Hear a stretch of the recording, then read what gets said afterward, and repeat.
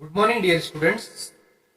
We will start in today's lecture by chapter number 10, Banks and Simple Interest.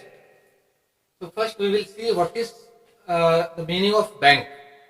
Bank is a government recognized institution in which carries transactions.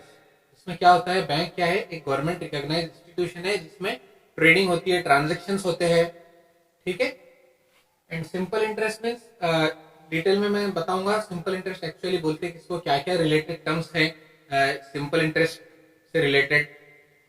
तो first we will see the type of accounts.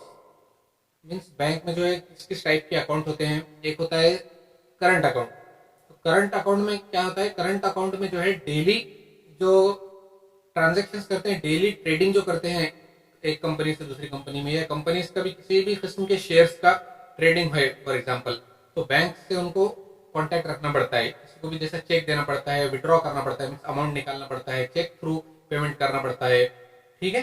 तो इसमें जो है current account क्या रहता है, जिसमें amount heavy use किया जाता है और उसमें इंटरेस्ट नहीं लगता है.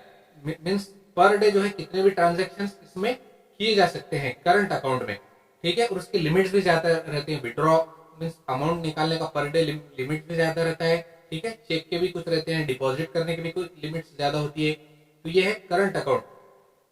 और सेविंग अकाउंट क्या रहता है, जिसमें कुछ स्टार्टिंग में हमको अमाउंट डिपॉजिट रखना पड़ता है और उसके लिमिट्स हैं कि पर डे आप इतना ही इसमें डिपॉजिट कर सकते हैं, या एटीएम थ्रू इतना ही विड्रॉ कर सकते हैं. सेविंग अकाउंट के थ्रू एटीएम में भी रहते, जैसे करंट अकाउंट में जो है ज्यादा विड्रॉ करने की लिमिट रहती है पर डे इन 24 आवर्स. और सेविंग अकाउंट में जो है कम अमाउंट, लिमिटेड अमाउंट रहता है उसमें, ठीक है. Depend upon type of bank, means कौन सा एचडीएफसी बैंक है, आईसीआईसी बैंक है, स्टेट बैंक ऑफ इंडिया है, मीन्स डिपेंड करता है बैंक के रूल्स एंड रेगुलेशन उन्होंने जो डिसाइड किया है उनके नॉर्म्स के अकॉर्डिंग, ठीक है. करंट अकाउंट रहता है, फिर रहता है एफडी. सेविंग अकाउंट रहता है, फिर एफडी रहता है. एफडी मीन्स फिक्स डिपॉजिट, जिसमें जनरली जो है सीनियर सिटीजन यूज करते हैं, या कोई बच्चों के, अपने छोटे बच्चों के नाम पर भी कोई कुछ अमाउंट एफडी करते हैं, जिससे क्या होता है एक लिमिट तक उनको एफडी करना रहता है, जैसे 5 ईयर्स का, 10 ईयर्स का. मतलब हम डिसाइड कर सकते हैं स्टार्टिंग में कि हमको इतने साल के लिए एफडी करना है, फिक्स डिपॉजिट करना है. तो उसमें क्या होता है, जितना भी आपने लिमिट डिसाइड कर चुके तो उस पर वो बैंक जो है कुछ इंटरेस्ट लगाकर बढ़कर अमाउंट आपको देता है. उसको कहते हैं फिक्स डिपॉजिट. और रहता है एक recurring deposit account. Recurring deposit account में अपने ही अकाउंट में से एक साइड में छोटा सा अकाउंट रहता है, जिसका कोई अलग से अकाउंट नंबर वो नहीं रहता है, एटीएम. मीन्स अपने ही बैंक में एक रिकरिंग डिपॉजिट अकाउंट खुलकर रहता है, जिसमें मंथली कुछ अमाउंट डिडक्शन होता है अपने ही सेविंग में से, अपने ही अमाउंट में से. और उस पर जो है वो बैंक कुछ परसेंट जो है आपको, उसका लिमिट जैसे 18 मंथ्स का, 12 मंथ्स का, 6 महीने का, 24 मंथ्स का, ऐसा डिसाइडेड रहता है कि उतने मंथ के बाद आपको जो भी रिकरिंग अमाउंट जमा हो जाएगा पूरा उतने वो पीरियड में, 18 मंथ्स, 12 मंथ्स में जो भी है, तो उसमें बैंक जो है अपनी तरफ से कुछ इंटरेस्ट फिक्स रहता है, वो बढ़कर जो है ऐड करता है. आपने आपका recurring amount for example 2 lakh हुआ, तो 2 लाख पर जो है जो भी इंटरेस्ट 3.5, 4.5, 4.2% बैंक को इंटरेस्ट देना है, वो ऊपर उतना एक्स्ट्रा अमाउंट आपको देते हैं, तो बोलते हैं रिकरिंग अमाउंट. तो ये हुए टाइप्स ऑफ अकाउंट्स, ठीक है. और एटीएम तो आपको सभी को पता है, आजकल आपके पेरेंट्स, मम्मी पापा सब यूज करते हैं. ATM means automated teller machine, ठीक है. फिर आते हैं debit card, credit card. Credit card में क्या रहता है, जिनका ज्यादा ट्रांजेक्शन हो रहता है तो उनको, या डिपॉजिट ज्यादा रहता है, उनको बैंक कुछ फैसिलिटीज के तौर पर क्रेडिट कार्ड देता है. उसके लिमिट रहते हैं क्रेडिट कार्ड की, कि आपको साल भर में, जैसा आप क्रेडिट कार्ड एक बार उनको बैंक अपनी तरफ से देता है, बाद में उसको आपको फुलफिल कर देना, मतलब रिपे कर देना पड़ता है उतना अमाउंट जितना आप यूज करते हैं, ठीक है, क्रेडिट कार्ड में. और डेबिट कार्ड में सिंपल एटीएम कार्ड जो रहता है आपका.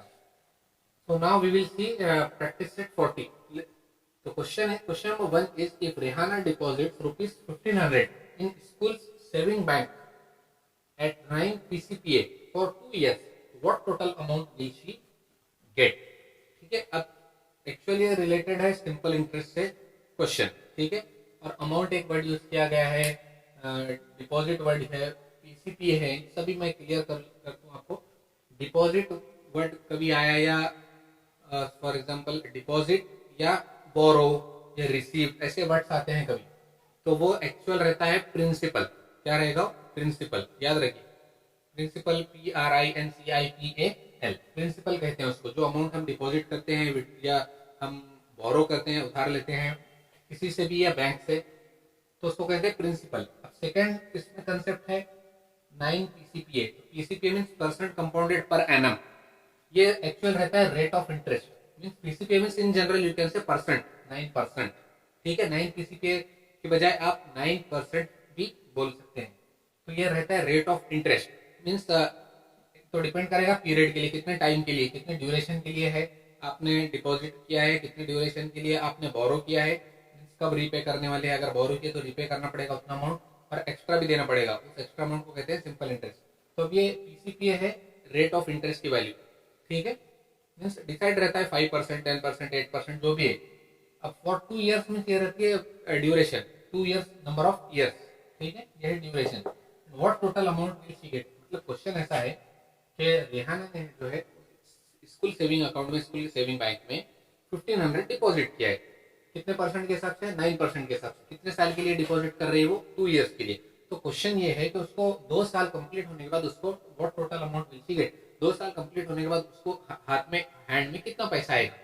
डिपॉजिट तो कर रही है 1500, तो कितने के हिसाब से? 9% के हिसाब से 2 साल के लिए डिपॉजिट कर रही है। तो after 2 years we have to find what total amount will she get. 2 साल के बाद उसको हाथ में कितना पैसा आएगा? ऑब्वियसली 1500 से ज्यादा ही आएगा। क्यों? बिकॉज उसने डिपॉजिट किया है। बोरो कर रहती है और उसको बैंक को रीपे करना पड़ेगा, तो बढ़कर देना पड़ेगा। तो डिपॉजिट की तो बढ़कर लेना पड़ेगा, मिलेगा उसको। ठीक है, तो इसमें कंसेप्ट बताया मैं कि हमको क्या क्या इस्तेमाल करने वाले। Here principal that is denoted by P is equal to rupees 1500 and R means rate of interest. Rate of interest R is equal to 9 PCPA, percent compounded per annum. इसको फुल फॉर्म में PCPA।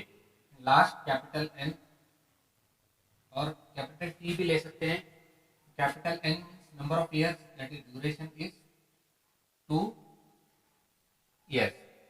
Now first we have to find simple interest, that is denoted by capital I. Simple interest is denoted by capital I. Simple interest क्या रहता है? For example ये 1500 इसने deposit किए है रेहाना ने। ठीक है, तो 1500 का 9% 2 साल के लिए जितना भी अमाउंट ऊपर बढ़कर मिलता है उस अमाउंट को कहते हैं इंटरेस्ट और सिंपल इंटरेस्ट। ठीक है, उसका formula P multiply by R multiply by N upon 100। Got it? देखिए टेक्स्ट बुक में आई थिंक T यूज किया गया है, so we will use T for duration means time. P multiply by R multiply by T upon 100 is equal to, we will substitute all the values. Value of P, that is principal, is how much? 1500. Value of R 9. Capital T, that is time, 2 years. Divide it by 100. 2 zeros, 2 zeros. Numerator denominator में zeros रहेंगे, तो depend करेगा कि कम zeros अगर जहां पर भी रहेंगे उतने zeros कैंसिल होंगे। तो 2 zeros cancel and what remain? 15. ये 1 डिनोमिनेटर में कोई काम का नहीं रहता है, 15 मल्टीप्लाई बाय 9 2 जार 18। ये 15 इंटू 9 इंटू 2 करेंगे तो बाद में फिर हम मल्टीप्लाई कर ले सकते हैं। 15 9 जार करना पड़ेगा, फिर उसको 2 से मल्टीप्लाई करना पड़ेगा। तो 15 इंटू 9 2 जार 18। रफर 15 को 18 से मल्टीप्लाई करना है, तो 8 5 jar 40 carry 4, 8 1 jar 8, 8 plus 4 12 plus 1 5 jar 5, 1 1 jar 1, 0 5 plus 2 7, 1 plus 1 2। तो इंटरेस्ट हमारा हुआ 270 रुपीज।